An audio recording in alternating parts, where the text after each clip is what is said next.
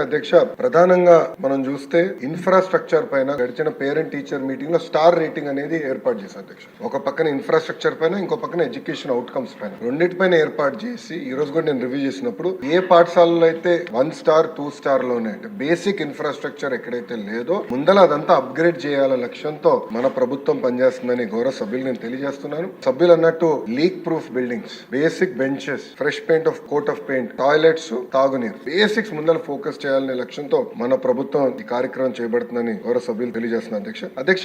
ఈరోజు సాయంత్రం గౌరవ సభ్యులందరితో కూడా ఒక సమావేశం ఏర్పాటు చేసుకున్నారు అధ్యక్ష. గత ప్రభుత్వం 117 జీవోని తీసుకొచ్చి ప్రభుత్వ విద్య పిల్లలకి, అది నిరుపేద కుటుంబాలకి దూరం చేసిన విషయం మన అందరికి తెలిసిన విషయమే. గత ప్రభుత్వ చేతకంతనం వల్ల ప్రభుత్వ పాఠశాలలో దాదాపు 12 లక్షల మంది విద్యార్థులు తగ్గిపోయారు అధ్యక్ష. 12 లక్షల మంది విద్యార్థులు తగ్గిపోతాం జరిగింది అధ్యక్ష. అందుకే దానికి ఒక ఆల్టర్నేటివ్ ఏర్పాటు చేయాలని దానిపైన ప్రజాప్రతినిధులతో చర్చించి, అదే విధంగా పక్కన సంఘాలతో కూడా ఒక రౌండ్ చర్చ జరిగింది అధ్యక్ష.